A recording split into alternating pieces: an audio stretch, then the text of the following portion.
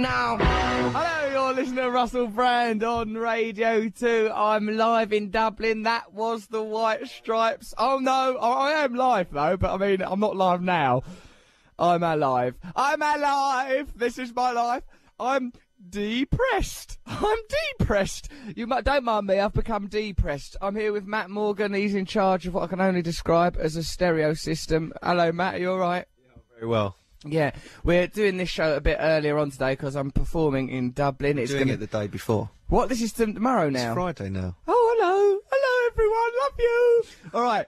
We are not... that's what I don't know where you are. I'm in Dublin. It's Friday. But for you, this is Saturday night now. Bye, Jingo. But you'll probably listen to a podcast anyway, so time has actually become irrelevant. But we always do this show the same, whether it's live or not, don't we? Yeah.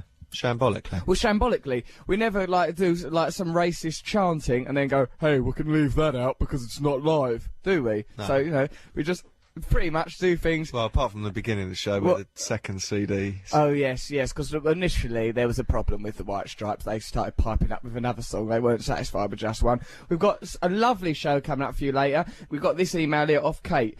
Firstly, says Kate, don't mention my surname on the radio as I'm a teacher and kids from my school might hear. Already I'm deeply suspicious.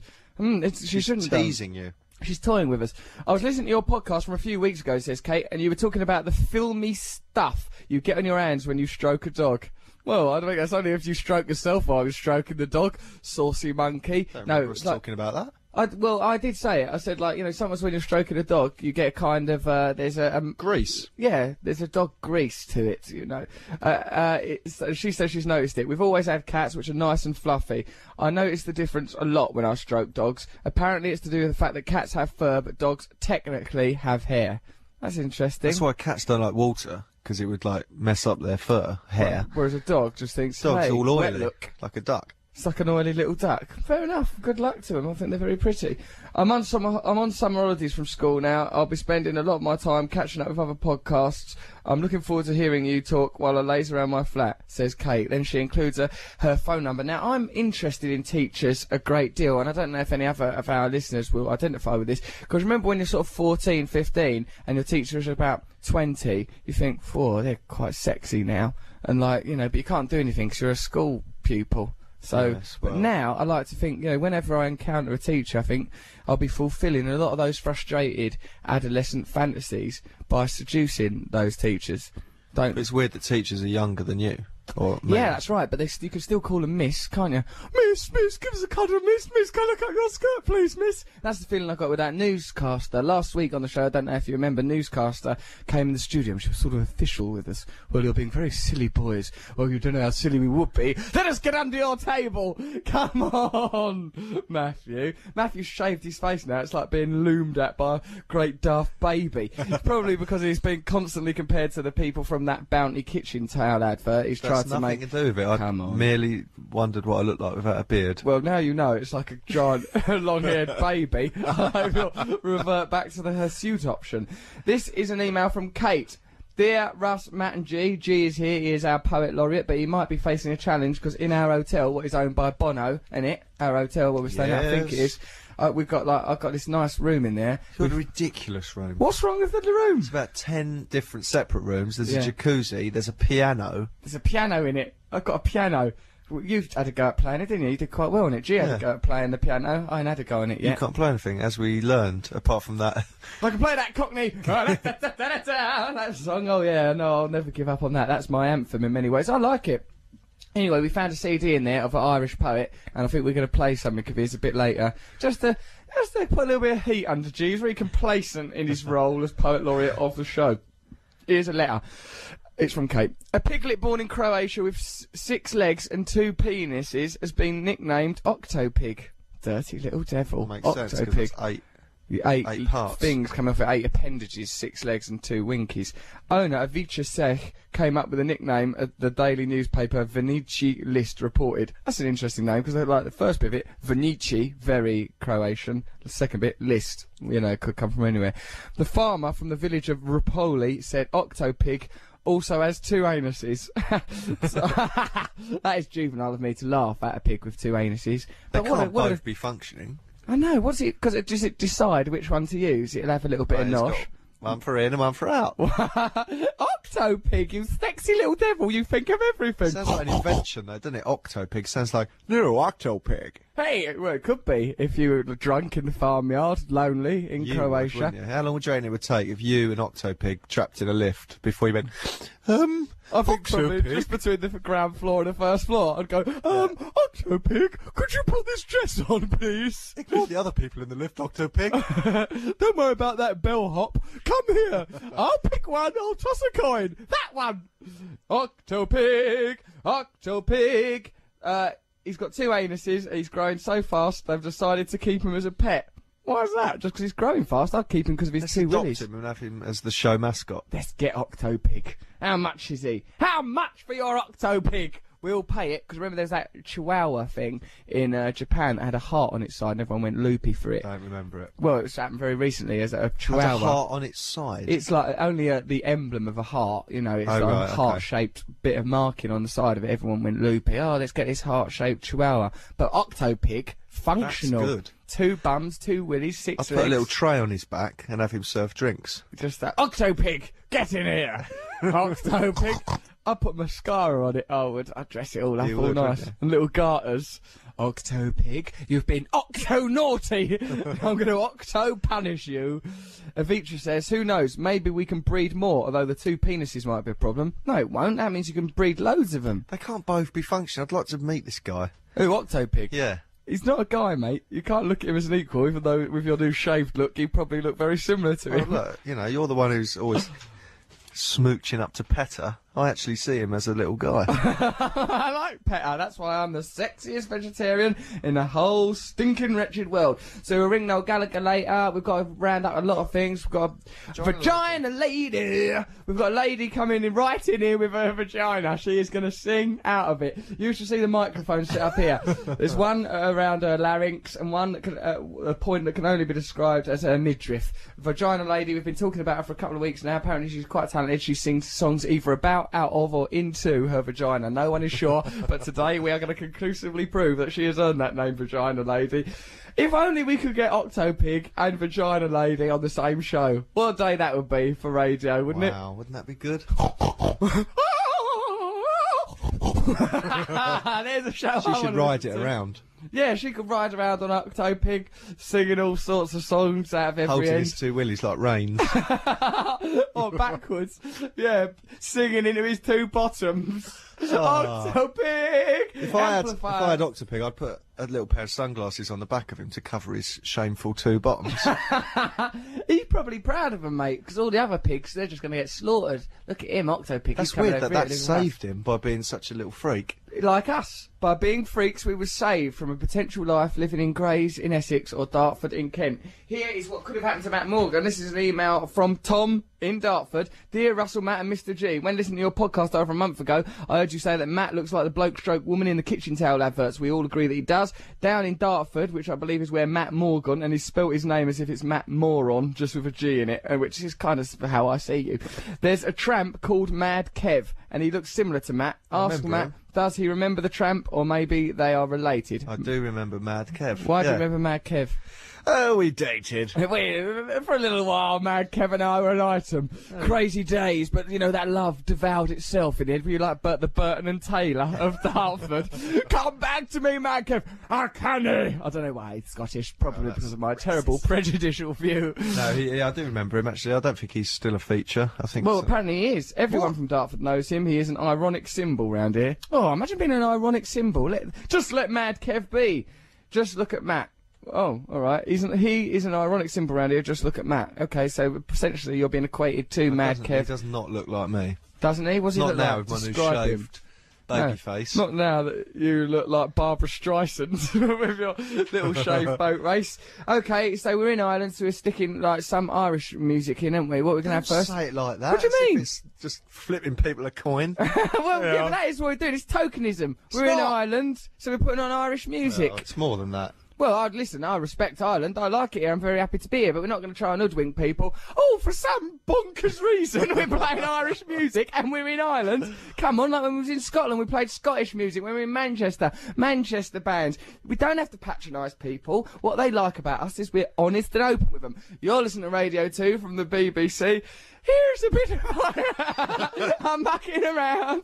Right, what is it? We're listening to Van Morrison. Van Gloria. Morrison, yes. Gloria. Let's listen to it. Gloria, Van Morrison. You're listening to Russell Brand on Radio 2. I'm here with Mr. G and Matt Morgan. What a show it's going to be. We're going to be talking to Noel Gallagher later on. Plus, there's a lady who claims she can sing out of, into, or beside her own vagina. She's going to be here as well. Hey, right, last night I was in, sorry about that, I just bumped into the microphone. Well, it's not the end of the world, It's just got too loud. It went too loud, did it, in your ear roll? Is that a bit too much for you? I tell you what I like, is, like, well, recently I've been given cause to think about, children's TV characters, like, remember the Wombles? Of course you do, Underground, Overground, Womble and Free. Yes. And I've been thinking about the Moomins, I've been thinking about a lot of them, because sometimes, you know, in life... The Flumps. The Flumps, yes. Now... If, like, because of, like, sometimes you have How's Father. Get to the point. All right, here's the point. I sometimes have sex with people, they remind me of peculiar things. Now, I very recently, in the last, let's say, year, had sex with someone who reminded me very much of one of the Moomins. Just not necessarily one of the more feminine of the Moomins. Now, I don't know if you... In that the Moomin had pink fur. The Moomins were grey, weren't they, and bald, I thought. Well, I'm trying to ascertain how you're the feminine Moomins. They were all like a race of little monsters. Well, there was Mama, Papa and Poomins. Mama, Papa and Poomins. What I'm saying is they clearly identify themselves by gender. Some of them wore a dress. So they're the girl I ones. used to turn over when the Moomins came on because it had a It weird, was eerie it was vibe. a weird vibe. I didn't watch too much of it, Matt, but enough to know that one day I wanted to have a mating with those Moomins. One of them was called Snufkin, and I believe that one was aggressive little character, and it wasn't even a proper Moomin. It was like a little scarecrow or something. Then there, of course, was Papa Moomin, Mama Moomin, and Moomin himself, which is odd because Papa Moomin and Mama Moomin preempted the idea that their child would be called Moomin because they were called Mama, Papa Moomin. No, Do you know what I they mean? were obviously named that after the event of his birth. But what were they called up until then? Well, let's say that's their second name. They're called Moomin. Jason Moomin and Wendy Moomin. Then they have a son. Yeah. And Called he goes to Moomin. school, and everyone just calls him, "Oi, Moomin." They called him Moomin at home. How do you know that? Because this was seen. It wasn't set in their house. It was set on the road. It wasn't a set on the road. It's not Fear and Loathing in Las Vegas. They were living in a little Moomin village, and they were sometimes at home. Anyway, my point is You that slept with one of them. pretty much. Mama, Papa? Definitely not Papa, either Mama or the no Mama. Let's say Mama because the other one was, you know, it wasn't of age. So yeah, I slept with let's say I slept with Moomin Mama.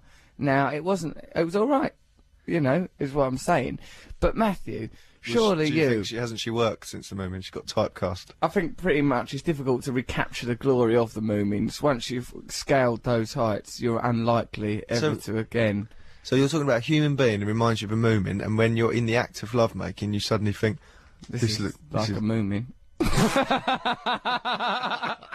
And that heightens it for me. Of course. It's Moomin brilliant, I think to myself. It ups it again.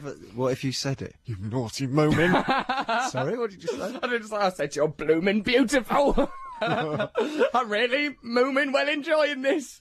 Yeah, so like... Why don't they remind you of a Moomin at the stage where you go, would you like to come back to my ridiculously large hotel room with a piano for coffee? Because at that stage, I'm bewildered by lust. And anyway, I'm not saying it's a negative thing to look like a Moomin. I'm just saying so they don't look like a interesting. Moomin in their clothes and then take their clothes off.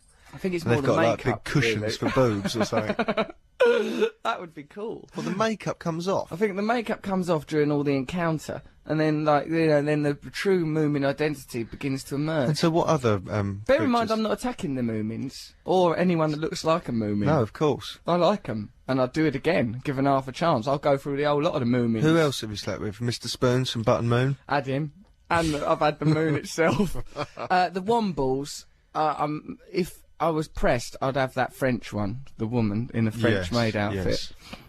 You said earlier, Matthew, that you were in Uncle I Bulgaria. didn't. You I said that he would give you wisdom. You said... I didn't know what the conversation was about. You lured me into it. You said, if I had to sleep with a womble, which one? I didn't lure you into the conversation. Orinoco. I'm changing it. No way. You've got Bulgaria be her. How's he going to I'd make them wash their hands because they pick up litter. So would I, grubby little characters. I'd make them wear gloves, wandering around on that common, picking up soot all Dirty day. devils. Horrible little creatures. But of course, the womble No, has got that it's- snout. Now that, It's not a snout. what is it then? If you squeezed it, it would go. like James Blunt's voice. You're beautiful. I'm a womble. I'm a womble. It's true. What's that? Happy birthday. Yeah, so, like, Have you slept with a womble? no, I haven't actually, but I'm on the lookout for one. So, you know, I'm trying to get the full Why set. don't you just get a piece of paper, make it into a cone, put a blackberry on the end, Yeah. put it on a lady's face, and say, call yourself Great Uncle Bulgaria. Because I'm just worried that that might compromise the erotica of the situation. Oh, the point no. when I Oh, attach the no. cone. No, you think that'll lift it? Yeah. Of course it will. It'll be nice. So, won't it? and what does this disturb you? How do you get rid of a moomin in the morning? Just tell it that there's some thunderstorm. They're scared of all sorts of stuff. So there's a thunderstorm. Go on, off you pop. Here, you'll be able to have a look at bbc.co.uk at web footage of this. We're being filmed now. Mostly you can just see Matt's horrific new baby-faced profile and me standing in front of a green screen. I don't know if we're going to put something else on that. Perhaps scenes of the Liffey and like great Irish writers should appear on the back of it, just to, I don't know, just to give it some like Dublin kind of sheen. But you know, there is a green screen in the background. Have a look at bbc.co.uk. Don't know if it's up there yet, but it will be soon, I assure you of that. Now, do you think we should talk about Moomins anymore? Well, I think we left it hanging. It sounded a bit misogynistic or whatever the moomin Right. equivalent is. Moomogynistic. Hey, you're a moomogynist. Us Moomins are good films too. And there's flumps as well, but they've not really got much shape to them. I spoke to G The about two it. of them in G a bra. says he... Two flumps in a one bra. bra. Oh, Hang a bra on the back of a door, put a couple of flumps in it. I'd never leave the house. G says he likes the rabbit that says Cadbury's Caramel. You know. Yeah, but that's a cartoon It's a character, 'cause she's a cartoon. Jessica Rabbit type thing. Yeah, she's an archetype. She was sexy. Wilma Flintstone and the other one. These Betty are all Rutland. accepted things to have it off with. Now, what we need to get into... Fluffy things. Fluffy things. Wombles, Mr. Blobby. I wouldn't have it off of him because he don't like he can look after himself properly. He drinks. You'd feel like you're taking advantage, Plus, I he's think. got this like weird rash on him. And he's got that weird rash, which I think is probably contagious. And his attitude is... like that. It'd loom at you. Like a punk rocker. He was a punk. He knocked stuff naughty over. boy. He'd have no respect. Trying to get him to wear a condom would be a farce.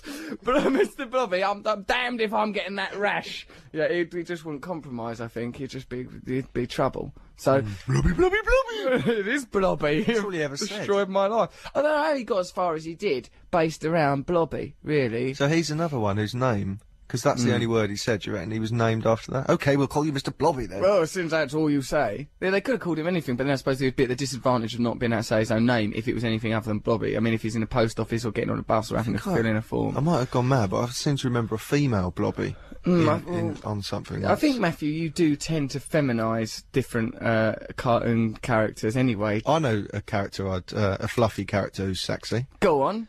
Mr. Cadbury's parrot.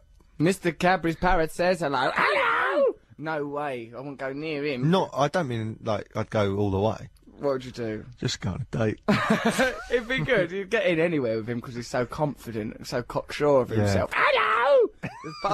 Oh, Mr. Cadbury's parrot. Do come in, we've got your regular table. Thank you!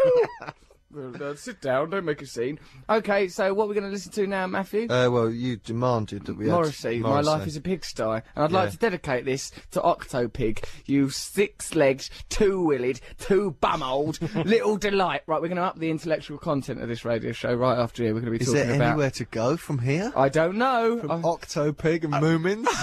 Octopig and Moomins, all that's left is Beckett, and that's where we're going, baby. Let's listen to Morrissey, My Life is a Pigsty. Oh, Like, right, with Octopig. Octopig in Oh, it. so clever. Do you see? I think of little links. My life is a pigsty. We'd like to Actually, dedicate it's life that. is a pigsty, so... Okay, well, just life. Everyone's life's a pigsty, particularly Octopig, whose life is literally is. I'd like to see him singing set in that. a pigsty. I'd like to see him. Life is a pigsty.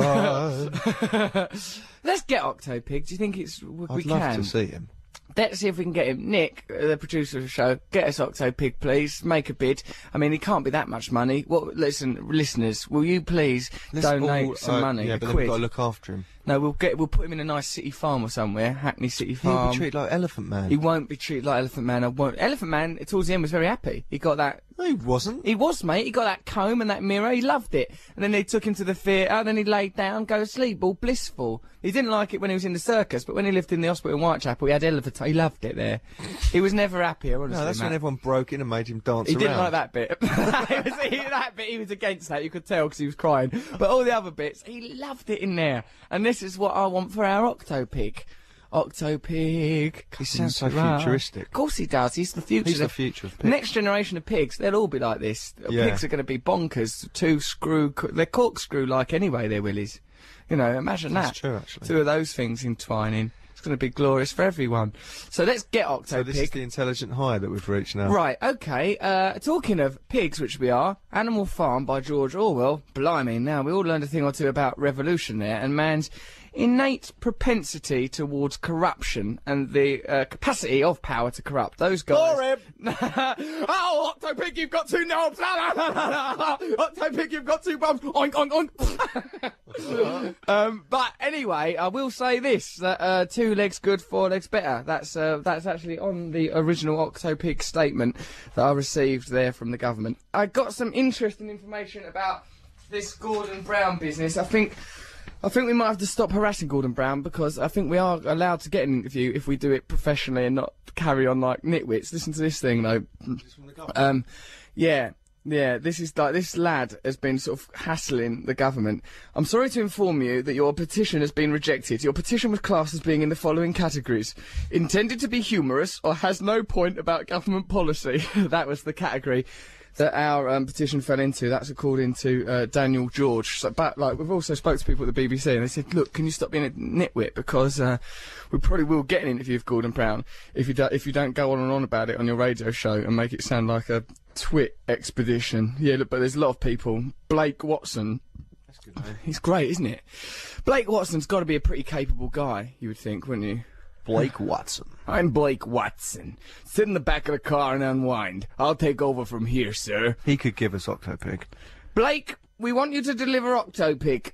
This is what Blake says. After hearing your desire to interview our new PM, I decided to begin an e-petition on the government's website. This is a new system invented by the government which basically allows petitions to be done online instead of standing outside post offices. I tried to upload a petition for Russell to interview Gordon Brown, and you could get it mentioned on your show, and it would happen in no time, but the swines at the government rejected my proposal and sent me this email. I'm sorry to inform you that your petition has been rejected. Your petition has been classed as being in the following categories. It's that thing again.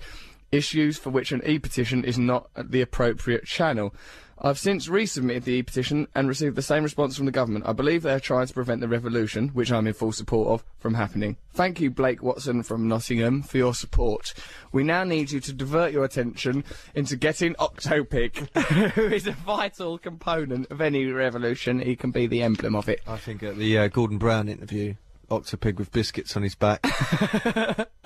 So, why not? Gordon, you know, you say that the NHS is a priority, but wherever we look, funds are being diverted away from vital NHS funding, and even within the NHS itself, management is... What's that, Piggy?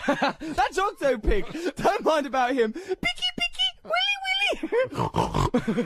Don't touch him, Gordon, he's not for you. He's Octopig! Yeah, so, you know, that's You can't petition for an interview, probably. That's the point. So that's simple. You can only petition for action, like actual things happening. Well, we do want things to happen. We're mad keen on a revolution. I think we've made that perfectly clear. So, hold on. This is a good thing. Now, also, we know that Matt Morgan is soon to be fronting his own show about subterranean man-made tunnels and stuff like that. It's got the working title of Tunnel Vision. Here's an email from a lovely person calling himself Ellen. Hello, Matt, Russell and G. On last week's show, you mentioned that teacher who looks like one of the Chuckle Brothers, so I thought I'd combine this with your show title idea for Matt's programme, Tunnel Vision. Forget Going Underground as the theme tune. The obvious choice is Tunnel Vision to the tune of Chuckle Vision. Tunnel Vision, to Tunnel Vision, to Tunnel Vision. The show. Does it undermine it, Matt? Or does it elevate it to a new height? Does it make it one of the most glorious pieces of broadcasting since civilization. Since Claudius. That's what it does. Hope you like the idea. What's happened to Matt lately? He looks like he's shaved himself in an attempt to distance himself from those bounty people.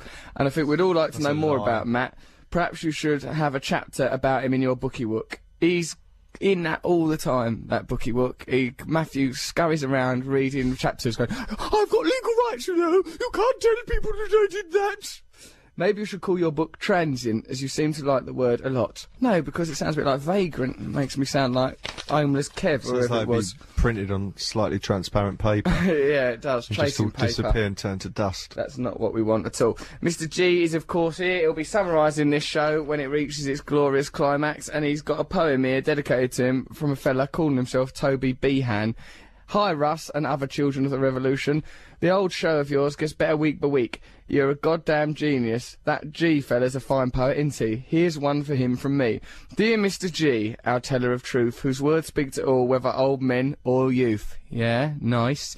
We love it when you sum up on Radio 2 at the end of the show. We listen to you.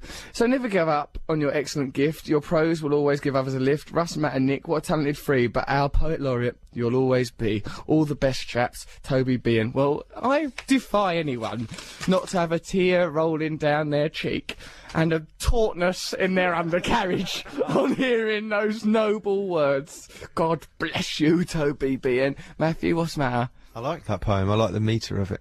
It's a lovely metre. It's a lovely metre. There's no disputing the metre. What are we going to listen to now? Something upbeat. Mouldy Peaches. Mouldy Peaches after the Depressathon.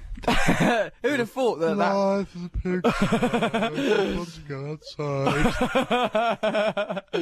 That song was bloody uplifting, but nothing compared to this joyous tune from the Mouldy Peaches. Let's get right into this. There is some swearing. We're going to blank it out. Steak for chicken is what you was listening to just then. The swearing will have been eliminated by now, so you won't have been offended. Okay, so here's a nice email from someone claiming to be called Gary. Just listen to your latest podcast. You mentioned people that work in the porn industry. Well, I actually do, although not in a particularly inspiring way. I make the magazines that many a person are so embarrassed to buy. Although this may sound interesting and thrilling, it's definitely quite an interesting chat-up line. Putting pictures of various girls into the magazine, strange to say, gets really boring. I suppose in the end, what Gary finds is that a constant influx of sexual imagery reduces it to banality. If you were, I mean, if all pigs were octo-pigs, we'd lose interest in them, wouldn't we? We would. It's only that octo-pig is many ways a pig Jesus coming back with his 6 glorious legs, 2 stinky winkies, and little lovely bot-bots that makes him elevated from the common pig. Then there's the fact that we cater for all tastes, which is mainly the younger age brackets, steady, but some of the magazines are full of rather older ladies. Many of them resemble shrivelled manatees, or something you'd find in the ancient Egyptian section of the British Museum. Moomins, perhaps. Moomin porn. Moomin porn. It's about time that people like me were no longer ostracised but catered for. I should better hold my head up high and march into any newsagents and say, have you got some room in for some moomin? It disturbs me to the very core that I've become desensitised to such things. Oh, that's interesting, you see. He has become desensitised. Do you think he's become, like, other things have become erotically charged? Such as, Matthew, So garden he, like, he furniture. looks through Auto Trader and goes, Oh, blimey. Oh, that's very reasonable for a Sierra. One careful owner. How careful were you? Oh, yeah, perhaps it I has. reckon that's what happens. Yeah, I'd like that idea of a careful owner. I'm really careful. I've just been so careful. Are you careful? Because, like, I met this bloke, actually, like, when we was in the Isle of Man, the bloke who drove us, he was called David. Gee, you may roll your eyes, but David was, I liked him. He was a great man. There's a lot of bonkers traditions in the Isle of Man, like, there's a fairy bridge. You have to go and wave at fairies. There's, Did you do that? Yeah, I did, mate, because otherwise you get cursed. And then, also you don't say rats on the Isle of Man, you call them long tails. And also, there's Manx cats that don't have no tails. There's this bit where David goes, like, the main city in Isle of Man's called Douglas, I think, and he goes, I goes, oh, do you live here? He goes, no, I don't. I live in one of the smaller villages. I'm a very quiet person. And I thought, that's mad to have that kind of knowledge of yourself, you know, just go, I'm a quiet person, me. I wouldn't like to be somewhere loud. I liked his sort of awareness. I mean, that, to me, sounds like a moiderer. What I'm a is... very quiet person. Keep myself to myself. My neighbours would describe me as a quiet man who came and went. Very quiet, but we had little idea there was a complex network of tunnels under his house and storage tank. Yeah, I don't think David's up to that. He seemed like a I didn't nice call him a murderer. I didn't say David was a murderer. Why are you saying David's a murderer? I like David. It was very He's nice. probably just offended that you had... Oh, no. What? Do you see, Matthew, why you've got to be careful on the radio? This person, continue. Also, your test thing for your new programme last Thursday, Ponderland, was excellent stuff. I was very excited to be in the presence of Paul McKenna. Hello, I'm Paul McKenna. You are having a lovely evening. We've had a pleasant time. We enjoyed our starters enormously, then you went home to bed. I'm Paul McKenna. Good night. That's old Paul McKenna for you. He seemed to enjoy it. I could see tears running down his hypnotic cheeks. I don't think he hypnotises people with his cheeks. It's his mind. Keep up the good work. It makes me laugh out loud on the train and look unusual. Thank you very much for that, Gary. Okay, so Vagina Lady will be coming in here a bit. We should find out a proper name. What are we going to call a Vagina Lady the whole way through the show? Well, I think it would be proper. I think it would, to give her a proper title. Oh, Dame Vagina Lady, thank you very much for showing up. It's a joy to see you. Yeah, she'll be here shortly. Later on, we'll give Noel Gallagher a phone call. Perhaps we should ring someone else. I wouldn't mind finding someone about Octopig. Let's phone someone about Octopig. Right, because we're gonna... I don't know, a farmer. Like, the people that've got him. And a pig expert. A pig expert, right. Well, in the next link, right, look at this, or in the link or so, we're going to get a bloody pig expert. We're going to get closer to owning this damn pig. Got an email here. It is from Faye. She's talked a bit about Matt's tunnel programme, which we are pushing forward with. We will make that tunnel show happen one way or another. Then she goes, look, I was stopped by a camera crew from the Discovery Channel the other day and asked if I could answer a quick question. I said okay, and they proceeded to ask me not one, but a series of questions about wet wipes. Have I ever used wet wipes? What did I use them for? What? Where did I use them? Were they useful? Had I recommended them to my friends? And most weirdly, did the wet wipes live up to my expectations? I was a bit baffled by the last question because I don't have any expectations of wet wipes except for them to be wet and to wipe, which is not any kind of insight. Well, that's interesting, really. I wonder why people want to know about... The Discovery Channel. The Discovery Channel? What are they trying to discover? For heaven's sake, what kind of tunnel would they be inquiring after? Although, Matt, you are a keen user of the wet wipe yourself. I use the Kleenex, sorry, the Andrex, or one of the toilet. Right, well, either... I'll cut that out, because I said two, Brandon. I said Kleenex, I say Andrex. It don't matter if you say two, it's not undue prominence. Well, yeah, I use both of those guys. They're both crazy. I mean, they're all going to the same place, quite frankly. They're all going on a pretty grim journey. Yeah, well, you've actually infected all of our immediate circle of friends, haven't you, with your... I don't think that's the right word. Well, I think it is. You've infected... I've spread the word that using moist toilet tissue is nicer than using the old dry sort. Yeah, it is, isn't it? It's a more favourable confrontation. Russell, of course, favours the old spit on it like an old lady. I most certainly do not. It's quite elegant. To tell you the truth, I deposit things already sealed in an envelope. I remember Ed Master once saying, you know, when birds do a poo, people are very childish about it, but the poo comes sealed in its own little envelope. That white stuff is like an envelope for the poo. I was It's just not a very effective envelope. Not really, is it? It's liquid. You couldn't get a stamp on it. You wouldn't want to put your tongue anywhere near it. I just think the Having man... a go at people being childish about bird doings. Yeah, and to tell you the truth, it wasn't a minor... It was a minor problem in the school, really. What they should have focused on more is the low standard of education and lack of resources. They shouldn't have been going, well, people are using ridiculous language to describe bird poo. Like you said, didn't someone... Like, because you were drawing the sun with sunglasses on, there was a great big When I was at primary investigation. School, there was a point where I think we were about 7... And when we had to, you know, when they tell you a story and then you draw a picture of the story and you rewrite the story, and it was always in your own sort of truncated and ignorant way. Yeah, exactly. You just remember a few facts about Jesus and what he did, and then you had to draw the picture, right? Jesus came along. It was nice. He died. It was nice. There was bread and fishes. It was nice.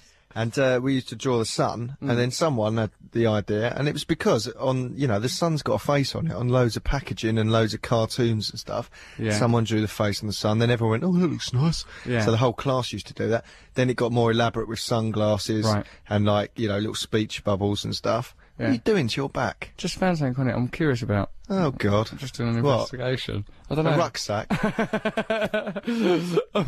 Yeah, I've got involved in something.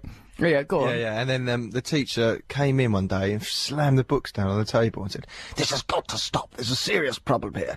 The sun has not got a face. You're all too old for this now. I'll tell you what it was. It was a Catholic school you went to, was it? yes. I think it's probably because they thought you were reverting to some pagan ideal of sun worship, characterising the sun with its sunglasses on. Yeah, but it wasn't very pagan. It looked like one of those raisins. California Hey, raisins. man. Hey, what's going on? You have a pagan symbol. Groovy.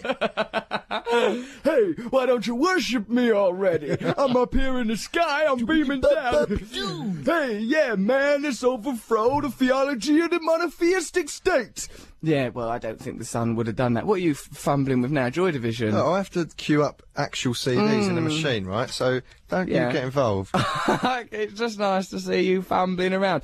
Okay, so what we'll do now is we'll have a little bit of Joy Division, then perhaps we'll ring up Noel Gallagher, see if he's about, you know, What's troublesome going on people. about Vagina Lady? Vagina Lady, Matthew, has got feelings, and I know it's going to shock you to learn this, that Vagina Lady is not a puppet at the end of one of your numerous appendages, Octoman, that you can just tug your string and Vagina Lady will just sing like a little bird. She'll get here when she's good and ready. Anyway, I think it's her time of the month. This is a Joy Division!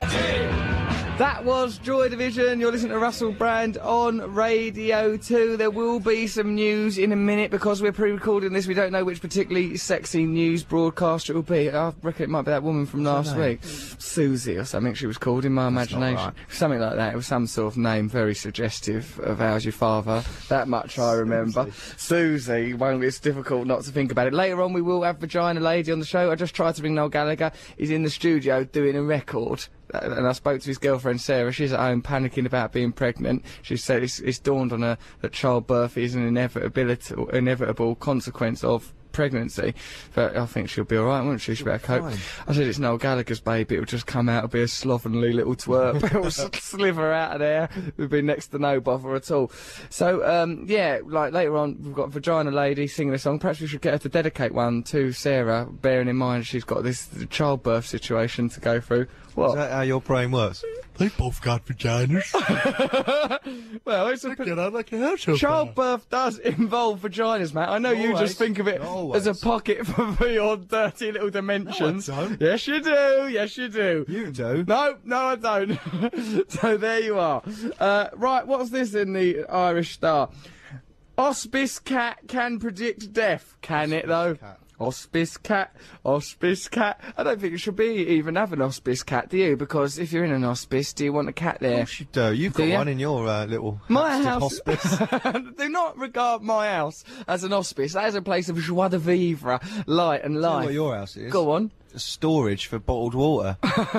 Selfish little Russell Brand. That's because all I drink's water. So, I think you're going to be knocking it out to Hampstead residents for 50 quid a bottle you're the one that when the started. end comes. Listen, I don't agree with panic buying. When Lynn, my housekeeper, goes, oh, I think I'm going to go and buy a load of There, bottled it's water. not panic ball, it's all neatly stored. Yeah, Not like someone went, oh, get water, shove it in there. Yeah, but you're suggesting that it's cynical of me to have bought this water. I'm just buying it because I drink a lot of water. I'm not buying it up in a kind of, oh my word, the end of society is nigh. What about the gas masks? That is because there are some candles? events that go on in my house that require both gas I know, masks I've been and candles. Wonderful business, really. This is Hospice Cat Can Predict Death story, brought to you by me.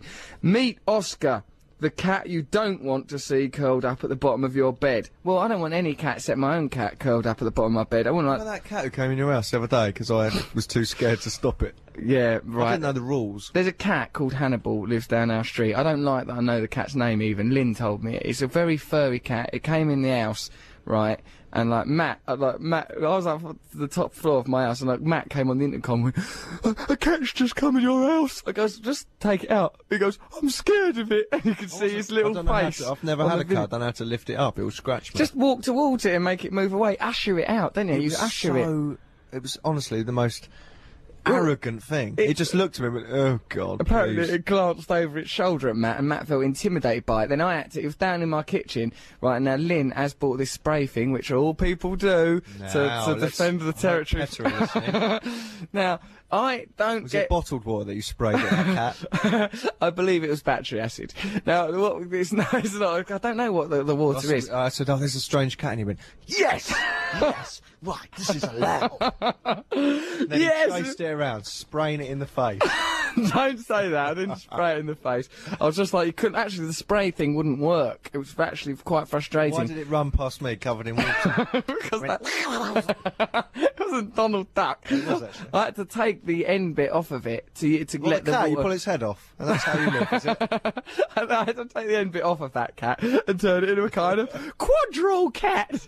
I had to take the end off the water to have access to the water so as I could make the cat go out. Because otherwise it will spray scent in my house, and then my cat, Morrissey, wouldn't feel like a stranger in his own home. That's why I don't have animals, they're weird. They're not weird, mate. They've got their own customs. You've got to respect It's them. not custom, is it? That's its custom. That's its custom. Anyway, it tried to run out of the back garden.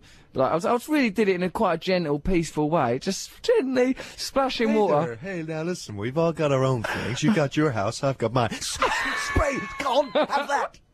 Your little cat face. It was like a little feline baptism. I was just very gently, because I love cats, and I do appreciate, even though it's not my cat, it's a cat. To learn, didn't it? I didn't teach it. I didn't. Tough love. Tough love, tough love.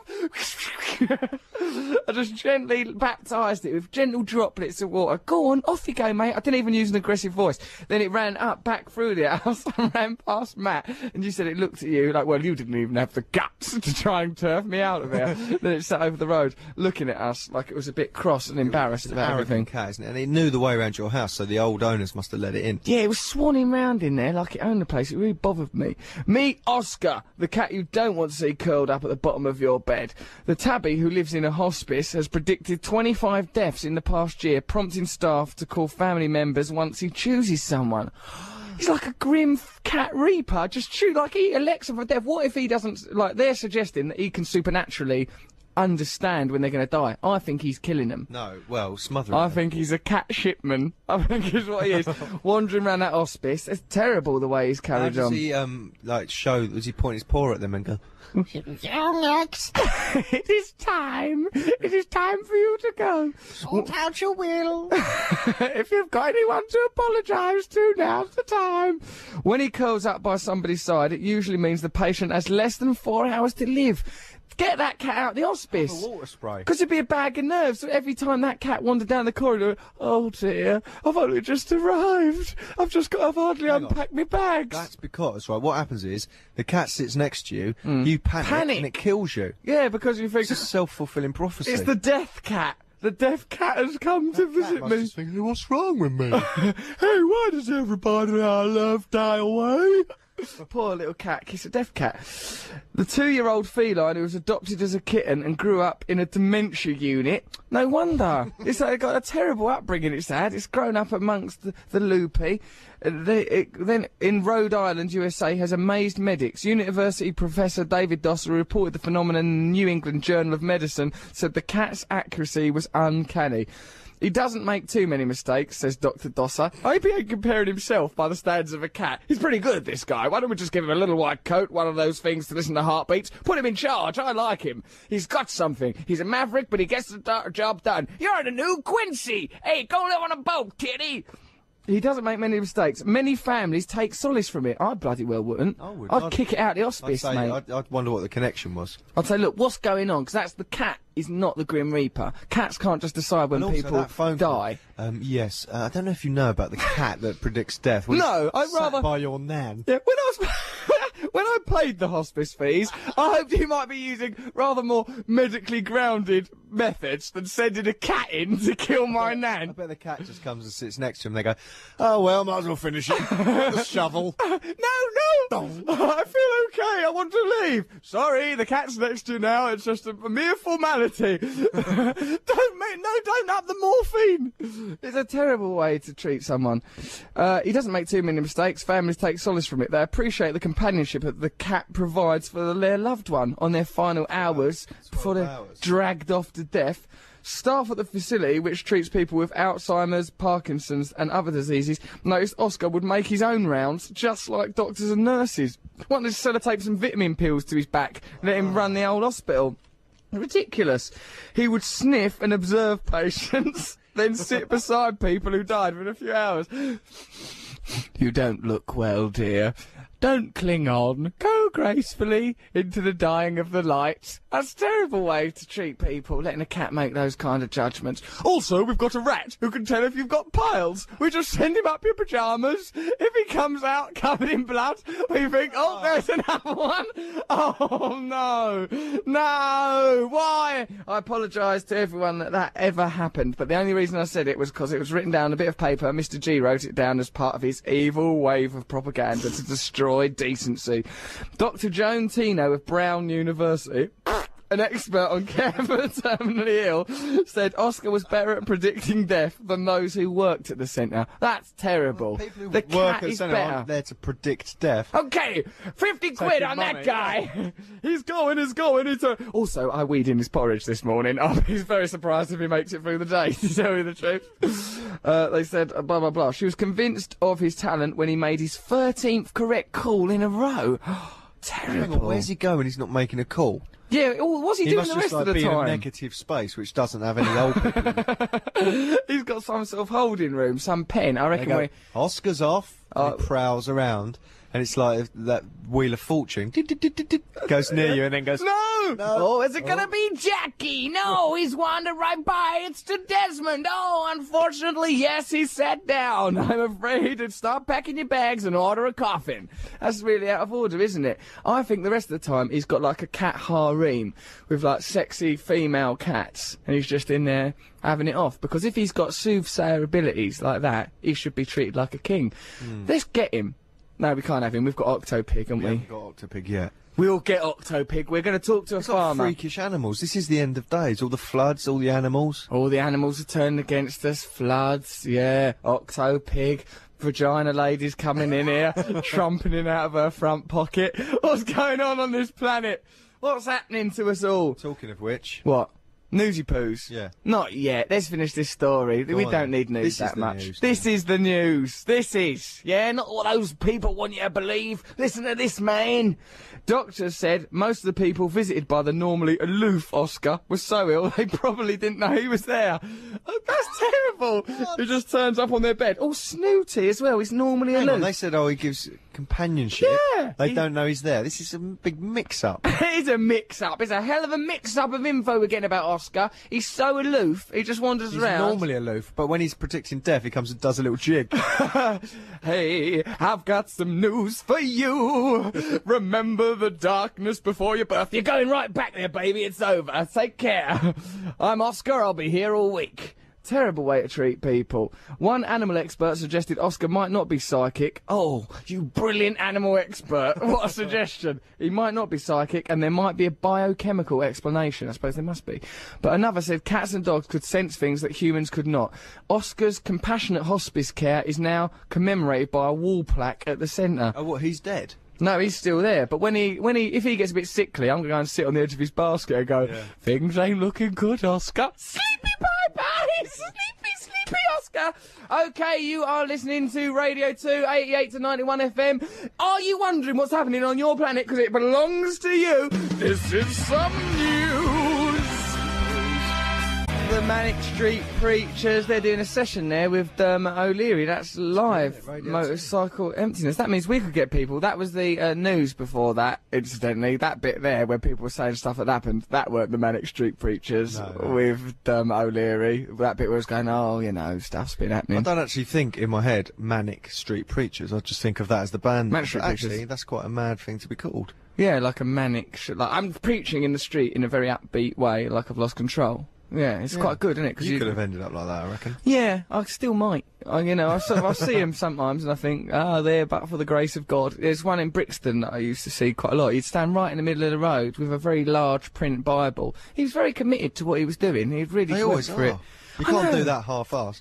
And then, you know... Well, I'm quite into Jesus. I mean, you know, was he like... I don't know, he's alright, isn't he? You know, you've got to go for it. If you're going to give your life to preaching in the streets, go for it. That's my advice to you.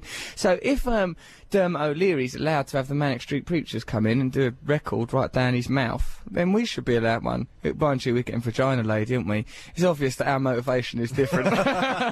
What, she sings from her vagina? Right, get her in. I think we're going to be really disappointed if she doesn't sing out of into her vagina, aren't we? Let's make her try. Say, look, love. Come on. You can at least grunt from it. Sorry. Try some percussion. I mean, like, yeah, read the percussion on it. Oh dear. She's going to be in here in a bit, and that's when we'll apologise. Words aren't like furniture. They are a bit though, aren't they? Like brain furniture. They're meta furniture. Perhaps everything you say has some sort of cosmic consequence, goes out into the world. I hope not, 'cause I said some stupid things in my time. Bonkers things. Crackers stuff I've come up with. Now, if you've been listening to this show, that's your problem. But you can't fail to have heard that earlier on we were on about Octopig, who we believe to be a porcine Jesus. He's come to save us. He's got 6 legs. He's got 2 winkies, 2 bumholes. It's our heartfelt belief that he would be much better off living with me, Matt and G in a sort of fictional monkeys-style house that we're planning on getting. We're going to want yous lot to donate money to get him. Now, you know, I've raised money for things like Live Earth, Comic Relief, but I've never been more passionate about a cause than getting Octopig to us, where he belongs, his spiritual home. Now, obviously, we're idiots, so we've got someone who knows more about stuff like this. It's Steve Leonard. He's a vet. He's in Shropshire, and he's going to talk to us now and advise us about how to look after Octopig. Are you there, Steve? I'm here, yeah. Thank you, Steve. Steve, do I have to call you doctor? No, you don't. Only if you really feel it's something necessary. But vets aren't doctors now. Vets aren't doctors. Do you have a doctorate, though, do you? No, what we have is a professional qualification, obviously. I'm a member of the Royal College of Veterinary Surgeons. I like that. I mean, because, like, a vet, that's one of them things you want to be when you're a kid, isn't it? I really wanted to be a vet, but then you realise it's going to take a lot of work, and then you stop wanting that and think, I'll just show off for a job. Ah, okay. Did you always... Well, for me, I just kept wanting it. You kept wanting it. Thank God you did, like, because now you're a lovely vet. Do you have to, every day, deal with tragedy? Not every day, but certainly, once a week at least. Do you have a special way of, like, what's your method for telling people, look, we're going to have to put your cat down? Is there a special way of doing it? There are standard phrases and this sort of thing. You've just got to think about what they may sort of be able to accept. It's not generally... Would you like a new hat? Yeah, have you got room in your garden? That sort of thing. Right. But it is, you That's just have tough, to sort Steve. of deal with that. You have to feel your way through it, as obviously you are sort of very aware that your audience deserves a certain level of respect, and you communicate with them in that way. I've never been aware of that. See, I've always just thought of it as a sort of holding pen for potential moomins. Okay, to tell you the truth. You're aware you have an audience. You know you've been recorded. Yeah, no, absolutely we do. We love our audience, actually. We're united. We sort of think there of you it go. as an See, there's the osmosis. respect leaching out of you now. It is, see? Yeah, we love our audience, we live for them, it's a very strong bond. Now, like, but while we've got you on the phone, we might as well plunder you for all sorts of information. Do you know about Oscar, the cat of death, who's in an American hospice going around judging when people should die by sitting on the end of their bed? Because it's happening, Steve. Is it? Yeah, it is. Now, how can a cat have a supernatural ability to predict death? Have you got any zoological information that can support this theory? Not for that particular case, but I do know that dogs can smell cancer. They do train some dogs to pick up cancer in patients, and it's far more sensitive than some of the most sensitive scans and all that sort of stuff and tests that we can do. So get a cancer-smelling dog. You can, yeah. Oh no, that'd be well. I suppose it's a good use of a canine sense of smell. How do you train it though? I mean, what do you hold under its nose to prepare it for a life of whiffing out cancer? To be honest, I don't know. I assume they must, because obviously they cut cancer out of people, so they must waft that, at it, and then... Yeah, mate, have a whiff of that. Now have a dog biscuit. Yeah, there you go. That sort of... I don't think they actually feed the cancer as a tidbit, I think they'd probably use something a bit more appropriate. Yeah, no, that's no feast for a dog, is it? No. Dr. Steve, as I've now decided to call you. That's now, cool. About this porcine oddity that we've recently learned of, it's off somewhere, I think in the Eastern Bloc. He's got 6 legs, 2 winkies, 2 bot-bots. We're very keen to get our hands on him. Now, we want to make sure that before we get hold of this pig, we are fully prepared for raising it, and we don't want a Charlotte's Web style disaster where the pig, the spider, everyone ended up dead, as I remember in that story. So what should we do, Steve? Well, first of all, you're going to apply for a movement licence and an import licence to get him in. Okay, that's Good. quite a lengthy process, I'm afraid. We can get that done. We won't have to do that bit. That's Nick, our producer, will have to do that, yes. He'll be all over that. Yeah, that's good. The next thing you want to be doing is thinking about getting its jabs sorted out for some of the more deadly diseases in pigs, like blue tongue. That's a bad disease in pig. Right, so if skis. because probably as well, with a pig like Octopig, who's got a lot of special abilities, he could end up with a couple of blue tongues. He could end up with a panoply of rainbow tongues, all the colours pouring out of his little gob. So we'll have to be super careful with him.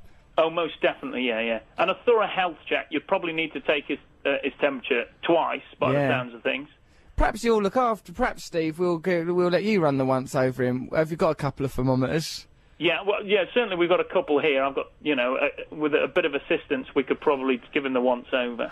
Plus, I would be a little bit worried though, Russell, because very much he is very much in the sort of League of Gentlemen style of pig. Very much, he is. And his insides might be all wrong as well.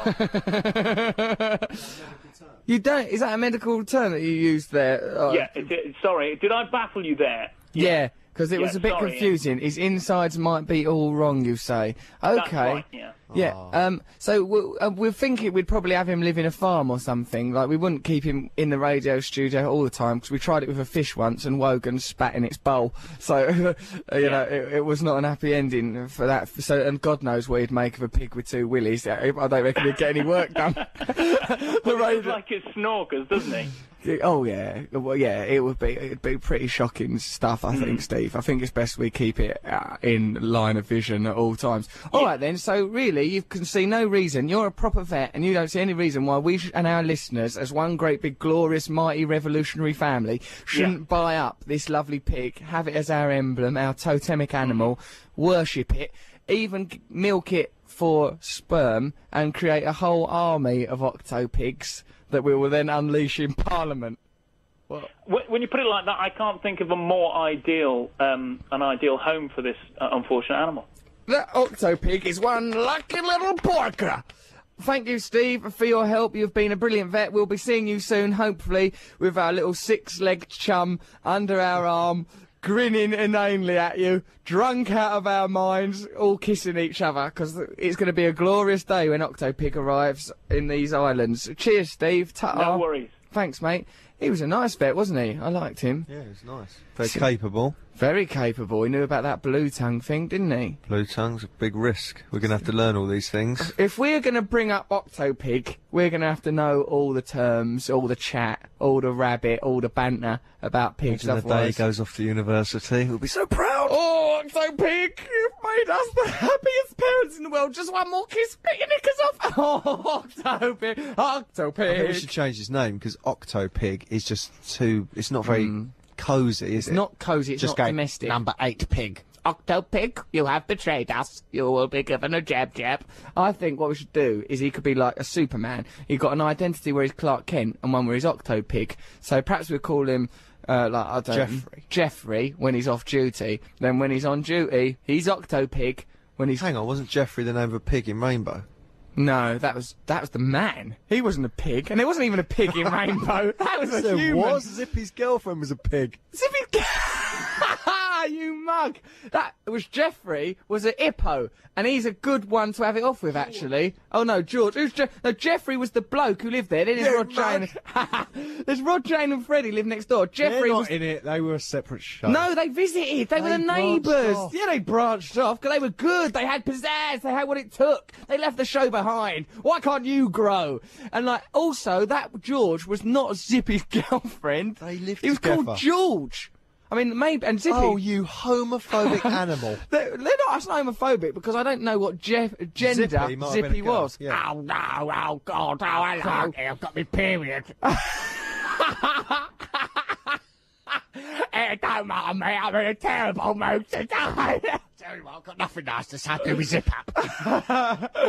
Oh dear, if only life was that simple. You call that as a couple, were they? All right, well... Zippogynist. You're a zippogynist, we're moomonologists. We've got all sorts of new prejudices So this week. George was the pink one? Yeah, George was the pink hippo. He wasn't a moomin, but there was clearly a crossover. I would say there was something similar there. Yeah, except sexier, because he's got them eyelashes, and he's certainly on the list of inhabitants of that world. Bungle. He's a bit like that. Oh, George. Oh, Zippy. Oh, you've been terrible. You were kinky. Yeah, I'll be all right. I will then. And not Bungle, though, because... Bungle was disturbing. Hey, come on. He was too reasonable, wasn't he? He was too reasonable. He was too big. He was bigger than the man. He was bigger than Jeffrey, wasn't he? He dominated that place, but also he was sort of passive. Why didn't he use his prowess to get to the top of the hierarchical structure? Kill Jeffrey, you're in charge. Who knows? I mean, maybe that's the wrong message for for Rainbow.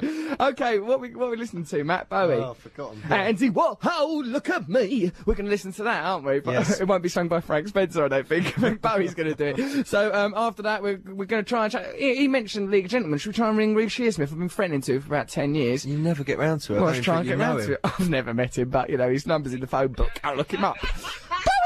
Andy Warhol, look at me, standing there. That's David Bowie. I've got a nut in my mouth. I didn't anticipate the song ending because Matt was too busy going, Russell, when Vagina Lady comes in here, don't try and marry her. I went, I won't. So I got a bit distracted. With your lusty thinkings. Just Nick, the producer, came in and goes, she's really good looking. So it threw me a bit, that's all. Just be strong. I will be strong. What's your t-shirt got a great big flap at the back like a butler? Because I'm a sexy picture butler. I spoke to Reece Shearsmith just then. Reece Shearsmith going to come on this phone. Good. Sorry about eating that nut. But what it is that here, you know, because when that vet said about League of Gentlemen style pig, I thought, oh yeah, Reece Shearsmith, let's ring him up. And now we have, and we can. We'll talk to him later. What about that for a connection? Now, hold on. Before Vagina Lady, before Reece Shearsmith, before Noel Gallagher, if he rings us back, I don't think he will though, because I think Noel Gallagher's making a record, which is a bolt from the blue for him. Normally he's oafing around at a kid's party, isn't he? Like, if you talk to Noel Gallagher, 9 times out of 10, I'm at a children's party, I'm round our kid's house, things like that. It's never, I'm being a musician, which is ultimately my job. Never that, is it? Never that. Never ever. Never that. Today. Until today, that's what he's doing. More money than sense, screams the headline. Wealthy elderly couple caught shoplifting. A wealthy Dublin couple was seized by a desire to steal. I like the way that they've sort of characterised the desire as an external force. Like, the desire is a thing that could possess you. And also, a desire can't possess two people at once. They'd have to talk about it. They couldn't both go, here we go. Up the desires back. Have you got it? I've got it. I've got it. Let's get down the shops. Yeah, the desire, like it's Batman or something. It's not in the sky. It's in your brain. It's in your thieving brains. Is where that desire exists. Don't say their names. Don't say their names. Okay. They've shoplifted items worth just 32 of those things, euros, from a store in the north, a court has heard. Well, their names are, let's call them Bob and Dave, even though one's a man and one's a woman, both in their 60s. Zippy and George, both in their 60s, live in the plush of Simmons Court Castle beside the RDS. That's their house. Yeah, but no, that's not a number, is it? You can't track them down from that. Plus, people now think they're called Zippy and George. And anyway, it's in the paper, so they're much more likely. They could just find the paper, can't they? They can't do us for this. So anyway, Zippy and George O'Hanlon, who live in Simmons Court Castle, beside the RDS in upmarket Dublin 4. Dublin 4? I didn't know Dublin had bits that was numbers. Yeah, that's the areas of Dublin, isn't Dublin 4. Cool, I like it. Interesting. They were shopping in Newry, County Down on June the 12th last and spent €80 on groceries in the Sainsbury's store, but they also stole toiletries and magazines worth a staggering 21 quid. Newry Magistrates Court heard that security staff saw Alexander O'Hanlon 69, Zippy O'Hanlon, take corn removal cream from its package and place it in his pocket. Taking corn removal cream from its package. That's an unglamorous theft, isn't it? Corns on your feet, obviously. Right, yeah, not just to remove the concept of corn from the globe. No. Or it's not like a harvesting method. He's got a corn. Okay, so he's nicked some corn removal cream. Maybe he's embarrassed about it. Carry on. Right. What did George do? George O'Hanlon, by whom I mean Mary, she was then seen taking insoles from a shelf and placed them inside her shoes. Oh, they were stopped immediately and admitted the offences. What are you doing? Nothing. What's that in your shoes? Inner soles. How long have you had them? Now! Yeah, so it's a really ridiculous and embarrassing crime. That's like when you drink a drink in a shop and you pay for it. Like, she's taken them and put them where they're meant to be, in her shoes. Yeah. They're so rich, they've just forgotten that, you know... In my view, they're not criminals, these people. In my view, they are... mad. Yeah, I don't think there's any point in persecuting them for that. I don't think that that's any sort of a crime. I think that he's just embarrassed about his corns, understandably. She just needs a little spring in her step. She just needed a spring in her step even before she got to the till. She was, poor woman, you know, she's under a great deal of pressure. I think that, yeah, we need to ease Why back. have they both got foot problems? Yeah, what's going on? Perhaps they're seized by these desires to go out on the rob. They've both got oofs, as far as I can work out, that they're hobbling around on, committing... also, it's... In a way, they were naive to carry out that crime, because how are they ever going to get away if something went wrong? She would have been able to run for ages. She, with a real sprightly Dr. Scholl spring. He'd get behind a hedge, put some stuff on his corns, and he'd get another hour. Ping! Off they go, pinging off back to the Dublin 4. Free as birds, the pair of them. Yeah, I think it'd be, I think old people that go on the rob out of boredom, don't they? But rich people stealing, that's, you know... Yeah, that is a bit wrong, but even the concept of wealth is in itself a robbery. Don't have a go at me for having bejewelled skulls in my house when I say things like that. Alright, okay, fair enough. Them bejewelled skulls are an emblem. But why are there more and more every time I come round? I've only got two. Also panic buying those. Look! I think society's coming to an end. Buy up any bejewelled skull that you see, because I don't want to lose out on this. It could be difficult. Yeah, I think that old people, let them rob a bit, I think. It's probably from a big supermarket. Apparently it's teenagers and old people, the worst too for shoplifting. They're the two people. Ages. Right. Yeah. Yeah, you've got to watch out for them. If you're a shopkeeper then, you just want middle-aged folks in. Yeah. Teenagers, one person at a time. You never see a sign. One old person at a time. Some old lady goes in gripped with the desire to steal. Oh, the desire has descended! Boom, she's in there, straight on the rob, with her accomplice, corn-ridden. Hopping off in a veruca sock. Stealing them sort of pink flesh-coloured bandages up their legs that they like. They like them as well, That's just old people's legs. That's just their legs, is it? You know, an old lady's legs fit into their shoe, but it looks like the leg is too wide for the shoe. It looks like their leg's an L. Don't have a go at the old. I'm not. I like those legs. I like those legs because they make me want to get freaky with them. Oh, you got lovely L legs. I'm gonna go crazy for your L legs. Ah, that's turned me on a bit. Naturally, I like old ladies, not in a sort of way, but just like they're a lovely bunch, and I miss my nan when I think about it. Shame. You all right, Russell? Got any money? Ah, never mind. All gone. All gone now. So why don't we listen to some music, and then in a little bit we'll talk to Reece Shearsmith out of League of Gentlemen about our Octopig who's coming here to offer us some sort of salvation. Bye. What are we listening to? I think we're going to listen to the Pogues doing the Stones. Oh, Can you imagine it? Can you imagine that? Because we are in Ireland. Pogues doing Stones. Whatever next.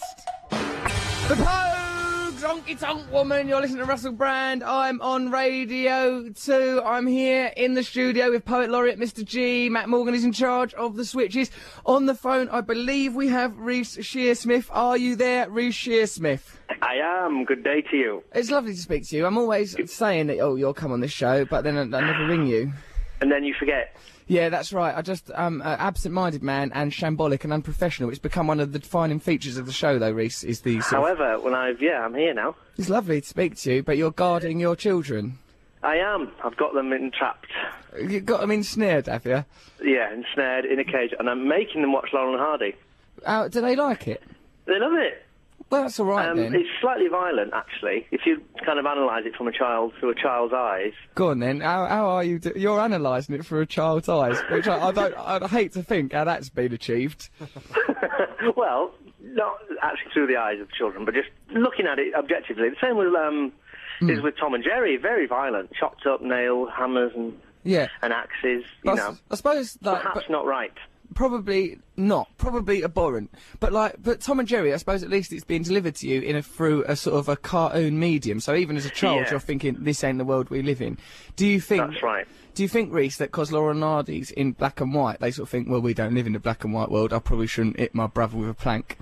The black and white times, we don't work in a sawmill. Very, very tangibly, our life is not set in a desert. There's no sense in us carrying out these slapstick pranks on each other. We're not going to buy a boat and fill it with water to see if there are holes in it. That's not, See, it's as fresh today. It's timeless, Reese. As it ever was. In many ways. I do find that, yes. Well, I'm just the one I was watching before I spoke to you. They were on. They're in Switzerland on a rope bridge, trying to cross it with an upright piano, and there was a gorilla on the bridge with them. Right, I mean... It's absolutely hysterical. I just can't imagine how you'd ever find yourself in that set of circumstances.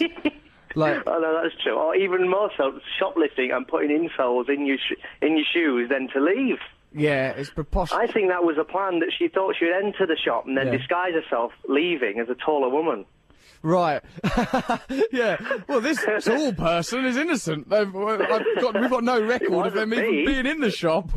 I don't know who the diminutive crook is of whom you speak, but I'm much taller than this person on this black and white footage. Also, look at my gait. Look at how I walk, confidently, striding, clearly untroubled by bunions. My pink head of a hippo. Yeah. Now, Reese, one of the main motivating factors between calling you, right? Well, go on. Here's some of the things we've been talking about on this programme. One was puppets from children's TV that we'd like to have it off with, right? And because I recently encountered a moomin, and not recently, sometime over the past decade, encountered a moomin and had sex with it. Well, actually, it wasn't and it was nice, to tell you the truth. What are the Moomins? You know, which one was it? Moomin Mama? Mama, if any of them. Papa? Not Papa, because it was definitely female. So, like, that's... I thought they were just smooth. How do you know it was female? I suppose they do have... Mama has eyelashes, doesn't she? Yeah, and also, that Moomin came from somewhere. Moomin, they've got a baby, and presumably, unless... Moomin Papa just leaves an egg on the bedside cabinet and and then she ingests it somehow. There's got to be... Much like a razor head. Very similar to a razor head, which is... Just leaves a baby with spots in his cot. In the corner of a room with loads of pipes and hissing gas. That is the kind of childhood that we all crave, I think, Reese, is a pipe-ridden, gas-strewn, tiny little woman in the radiator childhood. Too small baby in the corner of the cot with spots on it. Yeah, it takes me back to my own youth. Well, we then discussed, in a sort of a brief and cursory way, discussed potential liaisons with wombles. What other animals did we think about having it off with? About Fraggles, but they're sexy. Yeah, Matt Morgan wanted to have it off with... Matt Morgan, who does this show with me, he's drawn to one of the Fraggles. I don't know if you ever saw the Fraggles. I did. My memory of Fraggle Rock was weird because it came out at the same time as Spitting Image came out, and I remember people saying, "There's this brilliant program where they make these puppets and they look like people." Right. And I saw trailers for Fraggle Rock and thought, "That's crap." Well, that's clearly not Thatcher. Who's this garbage heap meant to be? That's not, that's Thatcher. It's just like a pink fluffy thing. Yeah. It's just... So no, I don't really recall Fraggle Rock. I found it a bit lazy. What do you mean? What do you want from it?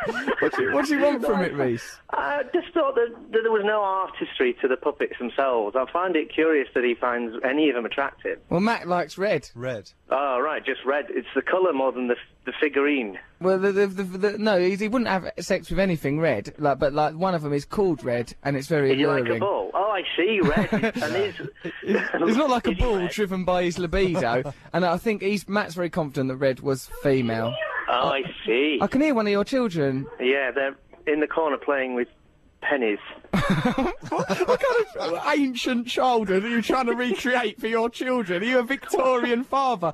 What's Lauren Hardy? They've got a chalkboard and some slate, and they're doing noughts and crosses game. Here are your pennies, children.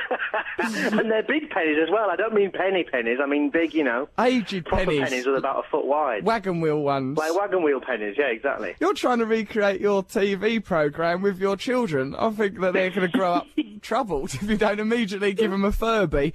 Please don't tell the social services. I probably shouldn't be. It's my next phone call. No, that's fine. We're having a whale of a time. Yeah, we've got... with their pennies and the slate. Sounds lovely. When we spoke to the vet, right, we just spoke to a vet, as a matter of fact, Reese, and because there's this pig, I don't know if you're aware, a pig's been born with 6 legs, 2 willies and 2 bumholes. We want it. We're going to try and get it and buy it and bring it up. We'll install it in a city farm somewhere. It'll be like having a mistress, really. Put it up in a little flat. Go and visit it when we want. Right? We're going to get... Is that really true? Are you sure it's not just 1.5 pigs? Well, you can view it how you like. And they haven't separated somehow.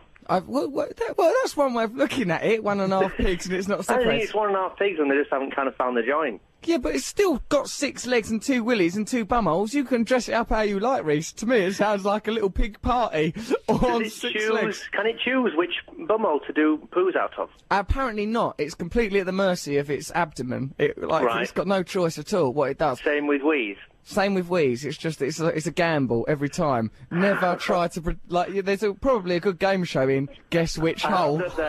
They're located at the same place, otherwise it would just be a potluck, wouldn't it, where you aim it? Yeah, absolutely. I suppose pigs actually don't bother with toilets, do they? Not conventionally. They're at the mercy. I'm applying human traits of toilet mechanisms with pigs, and that's not... It's not going to be easy for the pig. That's why it's a blessing that it's being raised by us here at this show and not by you, because I can't imagine what you'd do to it. Put a hat on it and tore it in a tent. Yeah, I can imagine what kind of life it would have with you. The vet said it's a League of Gentlemen type situation, so that's what finally made me think, yeah, this is a perfect situation. And let's get one of them on the telephone. Get a League of Gentlemen and talk to it. You're a League of Gentlemen. Oi, what do you think about this pig? Yeah, so when we get that pig, perhaps you can come and endow it with qualities and meddle with it, and we'll get photos of you feeding it and toying with it and stuff. They'll only kill it and chop it into segments. They'll chop it into segments, then where's the magic then? It's just a load of segments. It don't matter, that could have come from any pig. It could just be 1.5 pigs. Yeah, 1.5 pigs sounds like a sort of 9.5 weeks style sexy film where you open your fridge and rub yourself in bacon. I don't know. It could work, Reese. And finally, what we wanted to talk to you about, you're doing something that's making a weird noise down your phone, Reese. I don't know what it is. It's either rubbing it... I'm in my garden now, because I've just been clearing my shed out. What? You live in the old days. I've got to clean the shed out, I'll give the kids some pennies, and then I'm going to thrash my wife.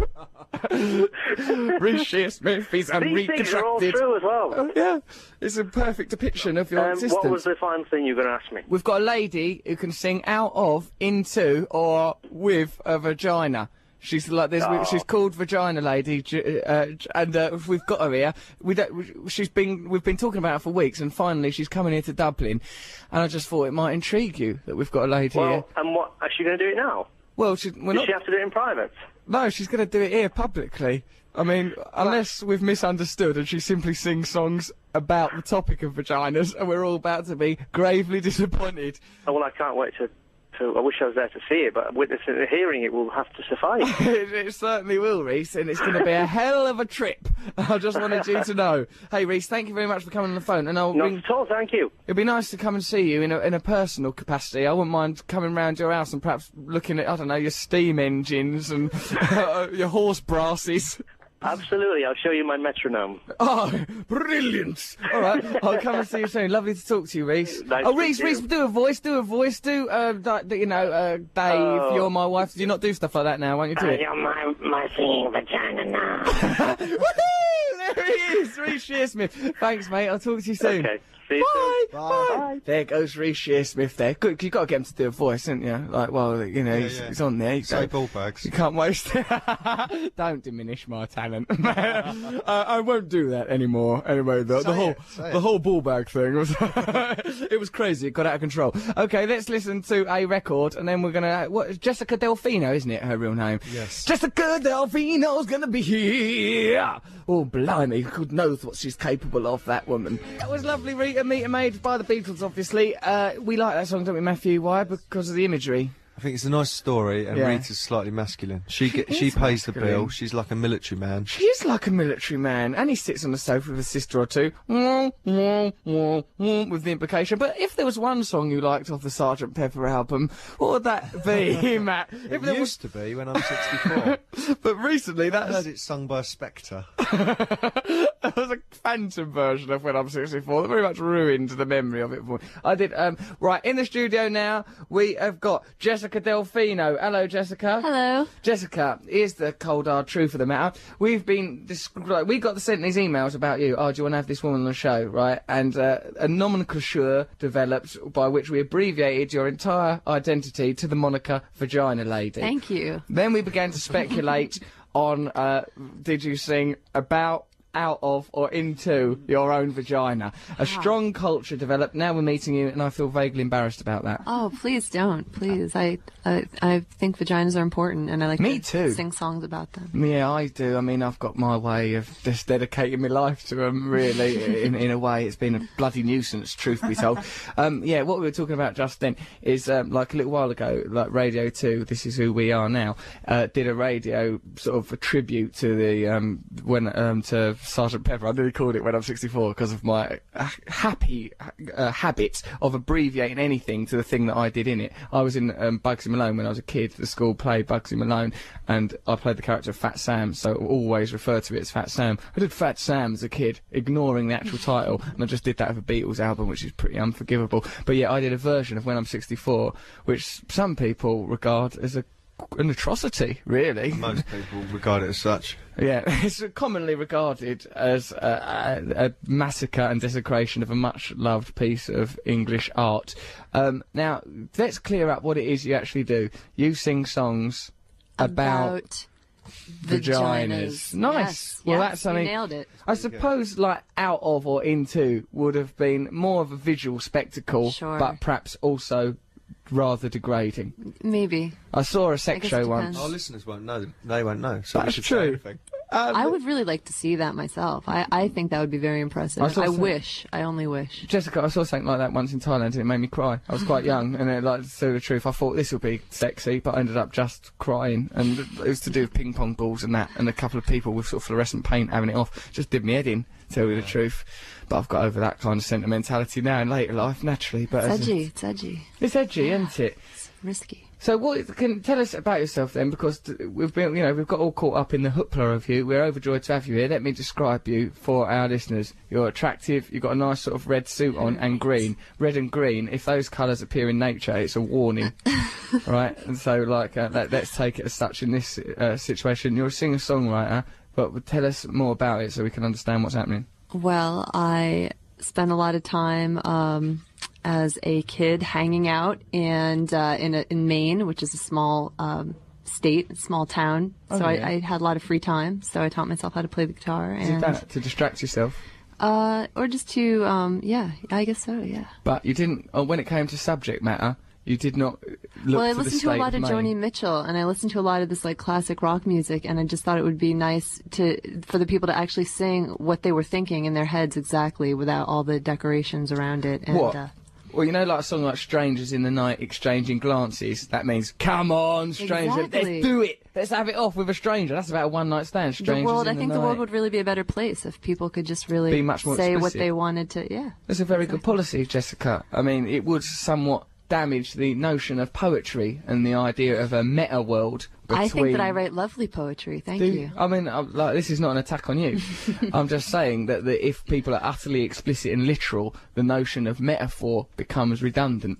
That's what. That was very poetic. Hey, that's what you get here. I thought you were a comedian. I do all sorts of jobs, love. I'm impressed. Let me tell you. So, okay, so let's move on. Are you going to do a number for us? I would love to do a number, as you say. That's what we call it. Yeah. Is there a tension between you and me, Jessica Delfino? I don't feel any tension at all. I feel completely relaxed. Good, so you should, because you've got to do a record now, and as far as our listeners know, it's coming. We as yet don't know which orifice you're using. So, okay, let's have it. Can you tell us what you're going to do first? Well, I should ask you, would you like to hear a song about war? No. Okay, would you like to hear a song about women studies? Close. I don't know. Is one of the options going to be vaginas? They're both vaginas. Right. I'm having this dilemma in my head as of which one. I have that most nights. Yeah. So I guess what we'll do it like this. Would you like number 1 or would you like number 2? Matthew? Number 2. Number 2. That's my boy. Okay, this is the song that I am going to play for you. Then this song is a little ditty, which goes a little something like this. 1, 2, 1, 2, 3. If you meet me on the street and I seem to be mad or upset, and you're wondering if it was you, well, there's something you should not forget. Remember, oh remember, once a month for a week I bleed from my vagina. Lovely. Jessica, what a gift. Woo! Jessica Delvino there. What you won't have seen unless you bother to have a look at bbc.co.uk, our website, is that Jessica does mimes to that, and I particularly like the mime for bleed from your vagina, which looked like a flourish, and it's my experience of menstruation has never been nearly so, well, it was rakish. The way you did rakish. That. Yeah, it was dandyish. Great word. You really are a poet. Thank you very much. Yeah, I'm an Englishman, and I speak English, definitely. don't I? I guess, yeah. It's part of my gig. So, yeah, I liked that song. I was into it. I thought it was Thanks. really nice. I have a lot of them. Cool. Well, that's good. What I like, you have got a nice voice. It is like Joni Mitchell. Reminded me a bit of that sort of stuff. Like, you know, nice. Thank you. Folky, sexy. Thanks. What sort of things are you into then? Like, we played Mouldy Peaches earlier. Are you into that sort of gear? Yeah, I like the Mouldy Peaches. Yeah. Yeah. I like a lot of stuff. I like a lot of classic rock, Led Zeppelin, Steely Dan. I like a lot of old kind of. Do you? Hot old men and hot women. Old men. Yeah, hot old men and women rocking out. Well, you might have liked a story we told earlier about some elderly people stealing corn medicine and stealing inner souls from, inner souls from a chemist or pharmacy, I suppose you'd say. Imagine that, elderly crooks going on the rock. Were they making crystal meth? What were they doing? I hope not, Jessica, because it's a terrible drug and it causes awful problems. That's what I've heard. Don't do none, because I went to Hawaii recently. They're mad for the crystal meth. Oh, really? Are you a drug person? I don't use any drugs at all. I do drink a little bit. Since I'm in Ireland, I feel like it's almost. Don't attack the Irish people. They like that. I love the Irish people. I'm not kidding. I'm actually considering moving here. Oh, yeah? I love Ireland. Yeah, well, come over. It's all right, isn't it? It's a laugh. I love it. Yeah. I was here in March for the Galway Comedy Festival. Was you? And I fell in love instantly. With just the concept of Ireland. Well, the people are great. I walk down the street with my guitar and they chase me like zombies in the street. Like everyone's like, "Rah!" chasing and asking me to play songs. For someone who loves Ireland so much, you've just described them as a nation of drunk zombies. I love it. I just can't get enough. Yeah, me neither. I'm banging to it. Okay, well, we've gone on about how much we love Ireland. We've been shamelessly playing. We've played, what have we done? Pogues, Finn, Lizzie, who else? Van Morrison. We've made an incredible effort. When you look at Matt there, Jessica, I'd like to know that up until about an hour ago, he had a great big flourishing beard on his face. Wow. So it's weird, isn't it? When you meet, have a nice face. He's a lovely face, isn't he? He's a handsome boy, but normally he has a great big beard. So I'd just like you to imagine that when you look at him, because that's not his natural identity there. He's adopted this look. I don't know. It's a good look. As we speak. It's a good look. Even now, it's formulating. I have a beard. Listen, this better not be another vagina lyric. No, no. How does the war song go? Because how do you... She'll sing it if you say that to her. I could sing she will, if you say that. He's a poet, G is. I'm just going to give Jessica a bit of a lowdown on the situation. That's Mr. G, is our poet. Every show, he summarises it at the end of a poem. So you'll be here to hear that, because this show ends quite soon. I suppose, really, now that you've queued it up, Matthew, we've got to have a listen to this War Vagina song. Not that I'm suggesting it was a chore, because I like the other one. I was interested in how war and vaginas could clash. Well, they're the reason for most wars, I would say. Is vaginas, ultimately. Women are to blame. Of course they are. For God's sake, they're to blame for everything. They're to blame. I wouldn't leave the house if it weren't for them. Well, Jessica, it's not that they're to blame. No, it's that they're fought over. Do you think the best way to illustrate this is in some kind of song? I would love to sing a song, yes, and it goes... Go on, give us both barrels.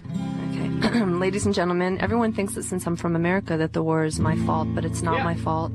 And as a matter of fact, I hate war, and I write songs about how much I hate war, and I sing them in front of police stations anytime I get the chance, because I think that war is wrong. And this is part of that. And it goes like this. 1, 2, 3.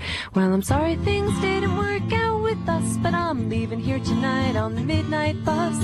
Keep my shit, I don't care, just please don't make a fuss. You don't make my right. I tried to help you figure it out. I spread my wide open till my popped out. I pushed ahead, left, right, and all about, but you don't make right.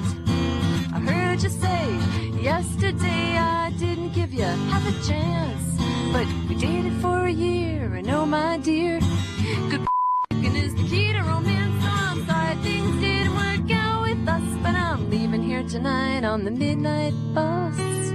Keep my, I guess I can't say that word, right? Well, but please don't make a fuss. You don't make say it right, I don't know. You don't make say it right one more time. You don't lick my right, I really mean it. You don't lick say it right. No more war, you guys. Woo! No more war. Jessica Delfino, the vagina lady. Thank you. There she goes. I'm doing a show in Edinburgh. Yeah, no, I'm sure you are. What I particularly enjoyed was your attempt at self-censorship there after you've sung an old song about oral sex being performed on... We're very... I mean, we're cheeky on this show. Cheeky but never blue. So, Jessica, what I would like to know about is, like, when people... Like, with you sort of, like, you know, singing these songs about vaginas and whatnot, don't it make it difficult for people to chat you up? Because, like, when women, they're confident about their sexuality and all sort of strong, and then... Chat me up, you mean like in a flirty kind of a way? Try and pull Men you. are petrified of me. I never, ever get hit on, ever. Because you're always singing I think guys think I'm going to write a song about how bad they are orally or something, I don't know. Or, in some cases, how brill they are in bed, particularly oral. Maybe they're humiliated by their incredible talents. Some people are so damn gifted at the old oral that speaking seems like a waste of time.